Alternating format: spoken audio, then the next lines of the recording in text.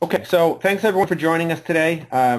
Today's session is called Course Maintenance Spending, Understanding Your Club's Right Number. Um, Especially now as clubs get into budget season, about half the clubs have a fiscal year end at the end of the year, and they often get into the budget cycle around September, October timeframe.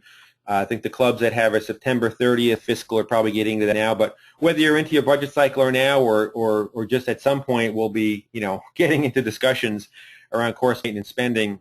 I think you'll find today's webinar fairly interesting. This isn't, these fast fact webinars are just that. They move pretty quick. There's usually a lot of material we cover in a relatively short amount of time.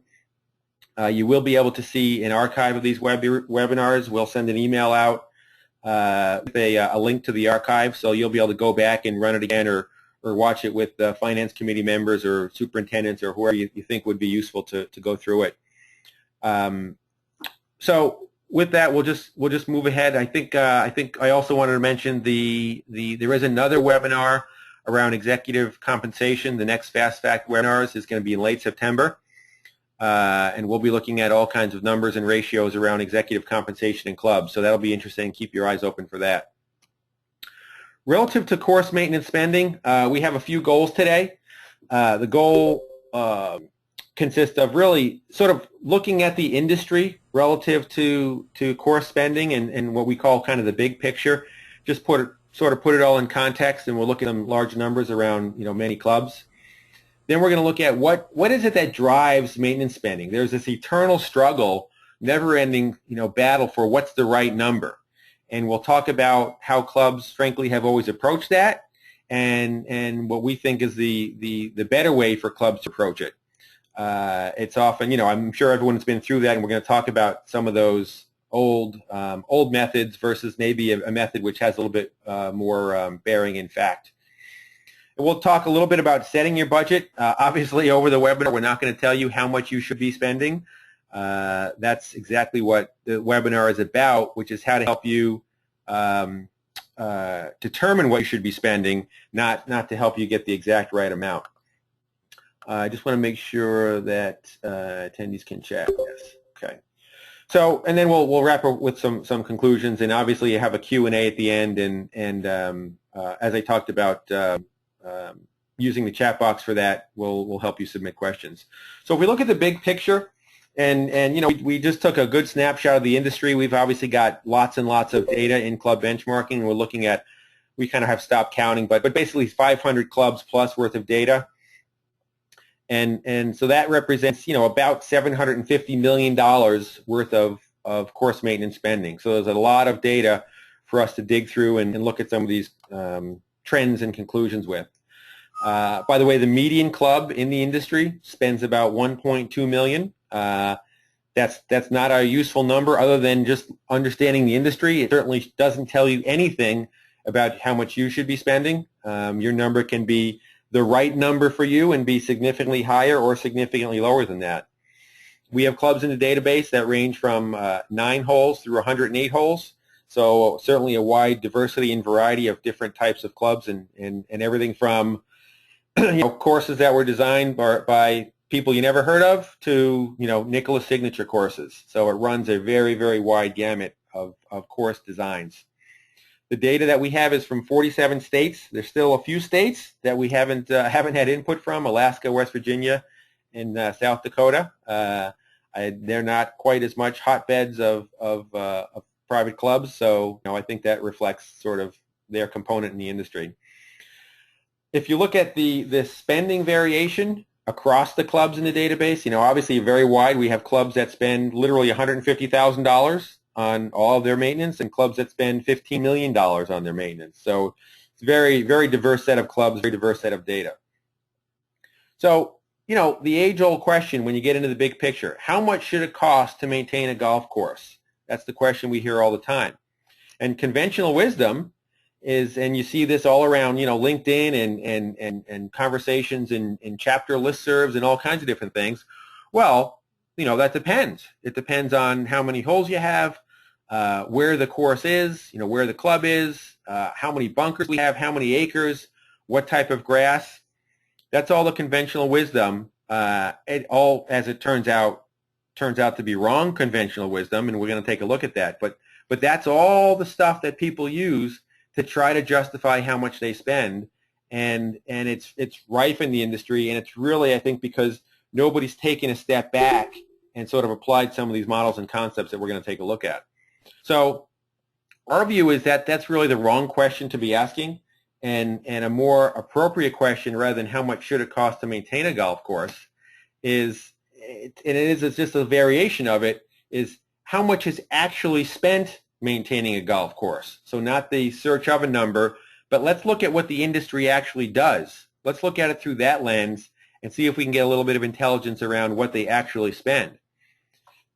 Now, it sounds simple, but to the answer to that question is how much is actually spent maintaining a golf course is very simply what the club can afford. Club A can afford to spend $900,000.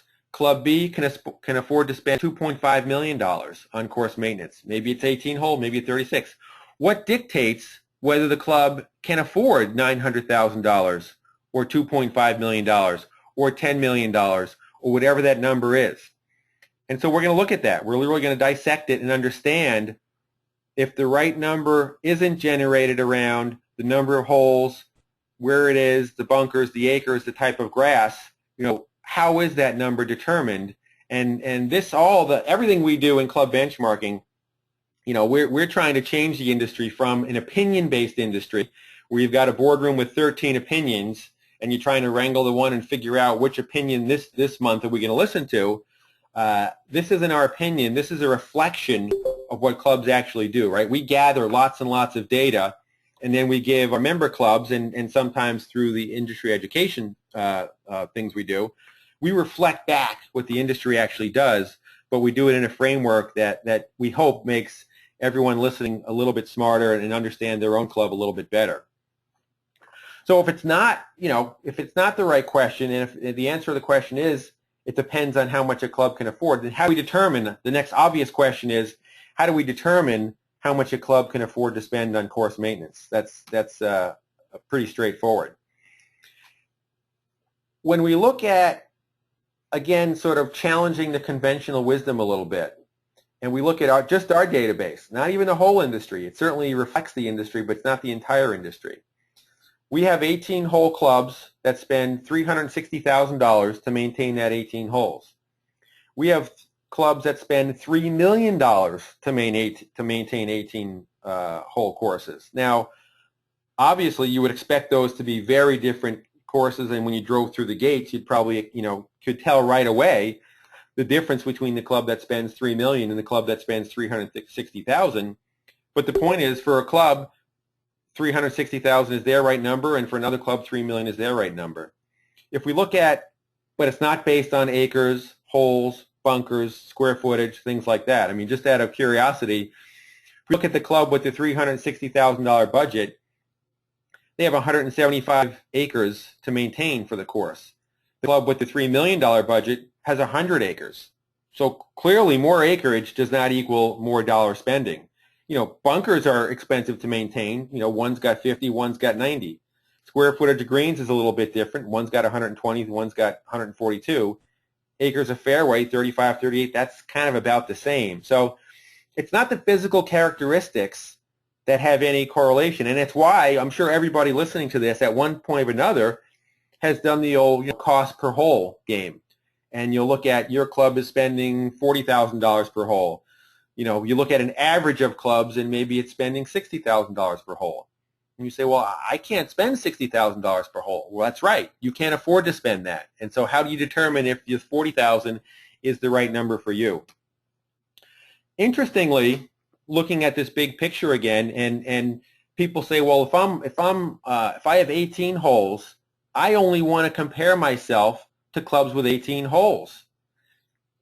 From a dollar perspective, that's true, but that's not even as linear as you would think. For instance, 5% of the clubs that have only 18 holes of golf spend more money on their course than 25% of clubs that have 36 or more holes. That's amazing. That's interesting. The old strategies around how much you should spend would declare that, not possible.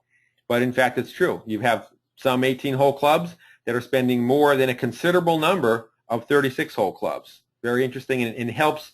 I'm just talking about this because I think it helps dispel the myths about how course maintenance used to be looked at. And so I don't, in the construct of a Fast Facts webinar, I don't have time to go through the whole available cash discussion. I think probably most people on the call, hopefully if you haven't heard us give one of our available cash discussions, or you're not already a club benchmarking member, maybe you've downloaded the available cash white paper from our homepage of our website. If you haven't, I would recommend you go ahead and do that. It'll be good background for you. But one of the core frameworks of that available cash model is it looks at the way a club allocates its cash, where it spends its money. And I'm not going to go through the machinations, but basically these pie charts represent the business model of the spending of a club. And so they're spending on G&A, they're spending on interest and liability and insurance and real estate taxes, buildings, golf ops labor. Yellow is sports and recreation, and the green, coincidentally, is their golf course maintenance spend. And so when a club generates the cash it has to pay for these things through dues and through some other methods, basically the gross profit of the club is the pile of cash they generate that pays for all these things that we call the fixed expenses of the club. What we find is that in the industry, about 30% of a club's gross profit is spent on course maintenance. Now, if you look, these are clubs that have 36 through 108 holes, and these are 18-hole courses. And you could almost overlay one pie on top of the other. So the percent allocation of the club's available cash that they spend on course maintenance has nothing to do with how many holes it has, where it is, size of club. It strictly has to do with there's a natural balance point of how much your business, the business model of a private club, can dedicate towards maintaining a course. You can't arbitrarily say, geez, we love golf, so we're going to spend 75% of our available cash on the course. Well, you can't do that because then you can't fund these other functions that a club has to fund. These same set of functions are present in every club. Think about it. The size of the pie is different. You're a $3 million club. You're a $20 million club. But this proportional allocation of the functions doesn't vary. So that's just a quick primer on the available cash side of this. And what you see is there's no variation in the allocation from clubs with more than 18 holes to clubs with 18 holes. So we're starting to hone in on what really is the right number. It turns out the right number isn't a dollar amount, and we're starting to get a little bit more smart about that. So then we look at country clubs, which we're going to define as clubs that have amenities other than golf, tennis, fitness, swimming, and golf-only clubs.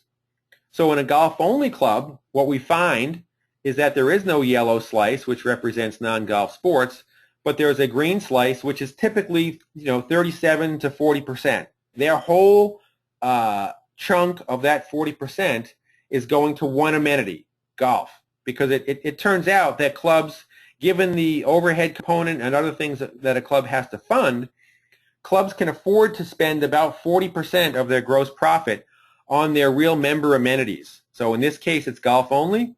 In this case, in country clubs, it's golf plus their fitness, tennis, aquatics, things like that. And in this case, since you've got about 11% on average for country clubs spending on non-golf amenities, that leaves, in this case, roughly 28% available to spend on the course. Now, obviously, if you add these two together, you've got 39%. You're back to that roughly magical 40%. So we're honing in on this right number. It's really not a dollar amount.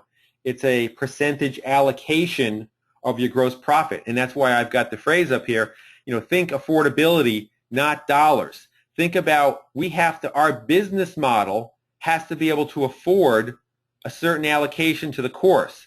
And so when you're looking at a pie like this, having the direct conversation of, we spend 1.2 million, I think we should be spending 1.4 million. Well, if you don't understand what that means in this allocation, it really doesn't, that has no meaning. You'd have to put it into this and understand, all right, well, if we're going to put $200,000 more in the green slice course maintenance, then obviously that's got to come from somewhere else. So, that's putting it all in that context. So what you find is that, this roughly 50% is overhead, and this roughly 50% is amenities, right? Course maintenance, non-golf sports, and this happens to be your golf ops labor.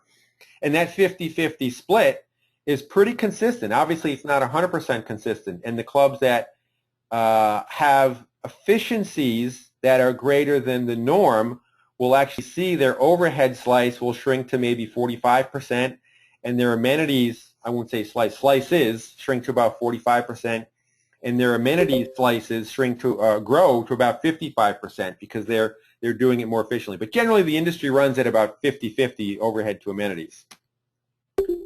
So one of the questions, by the way, is where does all this come from, and how do clubs use the information? And I don't want to do I'm not going to do a demo, but where this comes from is our members, when they're going through this exercise and they're going into their budget season, they'll literally go in their own club, log in. They'll go into this available cash view, happens to be in the available cash report, and after they maybe set their filters around revenue, they'll just go ahead and click their available cash report. They will go ahead and generate that as a PowerPoint report automatically. And so when they get that view, this generates automatically. Now they're able to go through and say, what's my revenue? What's my available cash? What's my net available cash? Am I breaking even, or am I throwing off a surplus, or am I actually burning a negative result? Am I operationally not supporting myself? And then you get down and eventually you look at what are my sources of cash, and how am I using my available cash? In this club's case, we've learned 5 minutes ago that this club is a very diverse country club because it's spending about 23% of its available cash on course maintenance and about 16% on those non-golf sports. Well, add the two together. That's 39%. There's that magical 40%. So for them, being a diverse country club, their right number, given that they're about at the right funding levels up here, they're very typical of the norm. Here's their peer set. They're within a percentage point of every one of these. Their right number is about 23% because they're trying to be a very diverse amenity country club. We can see their peer set is not quite as diverse, but nevertheless, their combination of course maintenance and non-golf sports is 40%. So there's the 40% again. So I'm not going to run through the whole report, but I just wanted to give you a feel for, where does this information come from? How is it that clubs generate it and kind of get their own view of it? We see clubs of all different types, and I just kind of showed you one where it's a very diverse country club versus not so much. Here's a case actually on this side, when this club runs their available cash report, they're finding that their component up here, I won't go into it in too much detail, but they have a ton of debt, and their interest on debt is chewing up alone about 10% of their available cash, which makes this whole slice about 19%. Well, now, again, budget time as a board, you realize if this is chewing up 19% of our available cash, that's eating away into these other slices. So even though this club is spending only 24 plus 5, 29% instead of 40% on their amenities, the problem is they're spending 10% extra up here. So that's where their 10% is going. So they can't afford to spend it. So that it is the story of the business model of that particular club. And every club is a little different, and every manager and board should understand what theirs looks like. Just getting to the consistency nationally for course maintenance, since we are talking about course maintenance specifically here. You can see as a percentage of available cash, that national average is about, as I said, 30%, but it does vary depending on your other amenities. And we find it doesn't vary a whole lot. It's a little bit higher in the West, a little bit higher off the median in the Northeast and the Southeast, and a little bit lower across the middle of the country. But generally, you're looking at plus or minus a few percentage points nationally. The there are lots of details that clubs also look at. They might say, hey, I want to look at just my labor component. By the way, generally in the industry, the split between labor and non-labor is typically right around 60% labor, 40% non-labor. This set I ran was 64% and 37%. Most clubs, I think if you looked at your own course maintenance budget, I bet you'd find in the majority is about 60-40 labor to non-labor. So I'm not going to go through all these, but you can dig into, if you do get into the next level below budgeting, below saying, what's our right number? What's our affordability? And I'm going to talk more about that still. You can dive in and say, well, let's look at, what is our proportionality of chemicals, electricity, and fuels, and water, and equipment repair, and sand and seed. And, you obviously can get down there. It's a more tactical view. And I would, my opinion is at the board level setting of the budget, it's probably not appropriate to get into the line items of that budget. To me, I'm a believer of top-down management. So you define the budget, and now you charge the superintendent, our 33% turns out to be whatever the number is, $1.4 million. Super, you've got $1.4 million. It's up to you to make that course all you can make it for $1.4 million. But certainly you can get into lots and lots of details around labor costs and cost per full-time equivalent employee and how much we spend on fertilizer, chemical, and applicants and water and all those kind of things. But those you have to be careful about because you can rationalize your way into something you can't afford. You always have to come back to that allocation that we looked at and said, how does my amenity set, if I look at course maintenance and non-golf sports, how do I stack up when I start looking at that 40% level? By the way, there are some zones in the country. We've only run into one.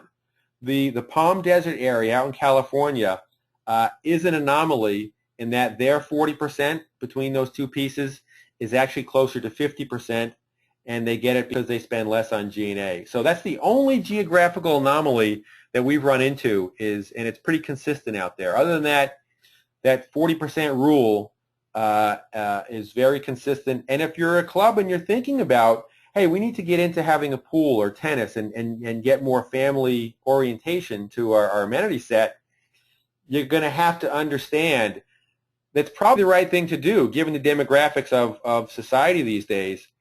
But where you're going to feel that is it's going to start eating into your course maintenance budget because you're not going to be able to just arbitrarily add in those dollars without it coming from somewhere. And it really doesn't allow you to reduce the overhead component of your club. So what you find is adding those amenities will eat into that course maintenance budget, and you just have to, you have to kind of use that perspective and understand the split between those two and what's the right split for your club. So, when we talk about setting the right number, it's not a dollar amount, right? It's not about what's the magic number per dollar per hole, dollar per acre, all that I talked about. It's a percent allocation. It's an understanding of the affordability, and it is a strategic decision because just like using that model for all of your budgeting, it really ultimately dictates how sustainable is our club. What's our allocation, number one? And is it resulting in an operational break-even, an operational deficit, or an operational surplus? And so getting the allocation correct is probably the first step, and then sizing the whole thing such that you end up at least at a break-even. Presumably you want to be break-even or maybe a little surplus. It's about sizing. Obviously, there's a balance between sizing your expenses and where your revenue should be. So you have to balance those things. But that's really how it works. It's not a dollar amount. So my recommendation is stop chasing that dollar amount, and we'll talk about it in a minute. But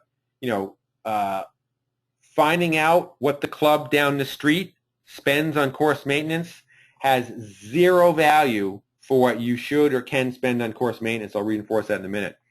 But it is impossible to determine whether your club is spending appropriately or is over or underspending without understanding how much a club can afford. You have no basis to define correct, over, or underspending without understanding where does your affordability lie. So, in terms of setting that right number, the budget really is the implementation of your business model.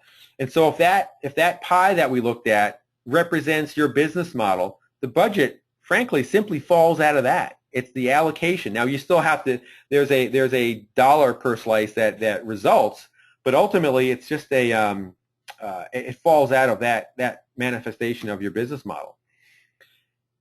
You really need to understand and visualize and communicate that model. We feel that clubs that join club benchmarking and they have these automated tools like ours and develop these automated available cash models and all the details underneath it. So far, it's the only way we've seen that clubs can effectively visualize and communicate it to large groups of people, whether it's your board, your finance committee, or the entire membership, and explain to members in the board, here's what our club looks like. Here's how it runs, and here's how it mirrors the rest of the industry. Here's how we've always thought we're different, we're special, we're unique. Well, sure, our members are great and special and unique, but the business model of our club does conform to the industry, and it has to in order to be sustainable. Very hard to be an anomaly club and have figured out, the magic business model outside of what the industry is the norm. Know your allocation percentages so the board can be educated on a sustainable model. So when your board member says we need to go from 1 million to 1.3 million on the course, well, where are you now? Is your spending allocation 25%, 35%, 45%? If you don't know where you are now, I don't even know how you get into a discussion of trying to get to a higher level of spending. So think about the overall model when you're budgeting, not departments, not smokestacks, not, as we call them sometimes, the tribes of the club. Every tribe wants to optimize on their own piece of the pie, but you can't. Your job as a GM or your job as a board member or your job as a controller is to make sure the entire business model of the club is whole and sustainable. And you don't have the luxury of trying to optimize for any one piece of the pie. Most clubs we work with, most have found roughly the right spending region, but there's no way to really know without the context of something like an available cash model and a consistent, standardized framework, like frankly we've created here, where all the data that goes in is in the exact same framework with the exact same definitions. That's what allows you to have a model to compare to. So, just a few conclusions. So I hope you didn't think that I was going to tell you today about what the right number is, literally the right number. I think I did, actually. The right number is your percentage allocation, and the right number is understanding your 40% towards amenities and how much of that goes to the course, and seeing it within the construct of the club, not just the Greens Committee chair who's saying my only job in life is to get a higher budget. Even they have to understand their role within the club. Even though they may not like it, they'll understand it, and if they're a reasonable person, they'll get that you can't have a Greens budget which bankrupts the club, right? That doesn't help anybody. What the club down the street spends has nothing to do with you can or should spend. I think after we've gone through today, I hope it now seems nonsensical to call the 5 GMs around you and say, what do you guys spend on your course? Because you have absolutely no understanding about what their affordability model looks like. Can they afford? They might, we see it all the time. Their $900,000 spend might be 33% of their available cash, and your $1.4 million spend might be 33% of your available cash. So the board member that says we're spending too much, frankly, they don't understand it, because as you know, basically clubs spend everything they bring in, and they spend it in the proportions that we talked about. There's no magic or right number other than what the club can afford. So you have to understand what your affordability number is in order to set the budget. That's kind of my mantra, and we think that the model we talked about, the available cash model, is a great way to do that. I know this is a bit of a fire hose. I do really try to keep these webinars down to a that 30-35 minute time frame. There's a lot of information, but that's why we archive them, so you can go back. And the reason we do them in a short period of time is because we know that an hour is a very valuable piece of time for everybody. And when we can do them in a half an hour, although it might be challenging to take it all in, and it might seem that I'm going pretty fast. We think trying to keep these to fast facts, yet give the ability to go back and kind of refresh your mind on what we talked about would work. So Terry's telling me that no, Mitch put it in the chat. So I think the chat is working. She thought it maybe wasn't working. Let me see if we have any questions. This one they want me to answer via email. This one obviously it must have been before I got to the national variation. No, there is no. It isn't, other than what I talked about for the desert. There is no national variation. This is about understanding the business model of a private club, and just starting to switch the switch from my club culture and personality is unique, therefore it means my business model is unique. That thinking has to be stopped. Think about car dealers, right? Car dealers clearly have different personality to the one that has clown suits versus the one that has people in nice three-piece suits. I literally mean clown suits, like on Saturday Balloons. Their culture of those car dealers is different. Guess what? The business model of those car dealers is exactly the same. And so that's maybe an okay analogy, but clubs are the same way. So can you show year-to-year? Here's a question just come in. Can you show year-to-year if you have all of our yearly info? Yes, one of the things we didn't look at, but there's both reports you can show year-to-year, and let me cancel that. Also, one of the nice features is if you're in the detailed section, I'm not sure if this club has multi-year, but you just switch from current year to year over year, and now it would show you how did, for instance, so we didn't set a peer set, so we're just looking at the whole industry, but we can see that for the whole industry, the whole database, literally the median club increased its course maintenance budget by 1.1%. This club made a significant shift. It increased its budget by 8.2%. We can see at the 25th percentile, clubs from 2012 to 2013 decreased their budget by 3.4%, and at the 25th percentile, they increased it by almost 5%. So yeah, it becomes a living, breathing database with year-over-year data.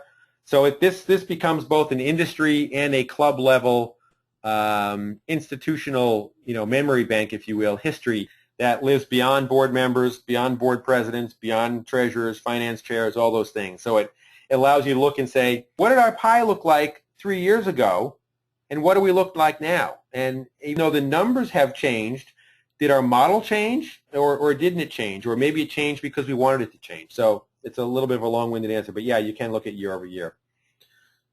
So we're at about 3:37, so I am going to wrap it up. I appreciate everyone joining us today, and again, you'll see an email coming out about another webinar towards the end of September.